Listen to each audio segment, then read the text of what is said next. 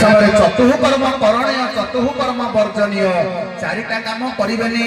आहार निद्रा जे विद्या आबर मैथुन संध्या समय जदि घर भितर के खाइबा को मागुची मां माने कहिबे कोन टिके बेल गड़ी जाऊ संध्या समय खाद्य ग्रहण करंतिनी तेणु करी संध्या समय खाइबा को देबेनी आहार निद्रा संध्या समय जदि केही सोई छंती रोगी भोगी हेले मध्य तांको टिके तकिया देकरी पछे डेरी करी बसाई देबे कहिबे पुअरे कि झियरे टिके संध्या बेले सुलंतिनी टिके बसी पड़ तापर सोईबो टिके बेल गड़ी जाऊ आहार निद्रा जे विद्या संध्या समय पिला माने जदि ब्याग बस्ताने धरी पाठ पढ़ंती तांकु मध्य बारण करिवे संध्या बेले पाठ पढ़िले गब गांगटी हबो आहार निद्रा जे विद्या आबर मैथुन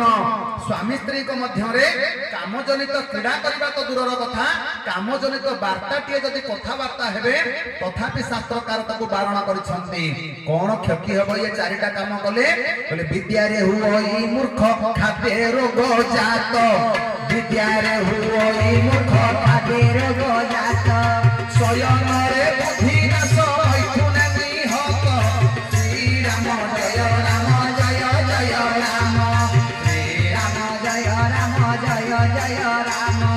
श्री राम जय राम जय जय राम तेणु करी मां माने संध्या समय चारोटी कर्म करिबेनी आउ चारोटी कर्म करिबे कोन संध्या रे समय रे करिबे परिवार रो समस्त बसिकरी घर भितर गोटे सत्संग करिबे दुई रे गुरुजन को प्रणाम करिबे तीन रे भागवत पाठ करिबे चार रे टिके दीप प्रज्वलन संध्या बेले करिबे आज आग पछ को चिंता न करी चक्रवर्ती राजा दशरथ आज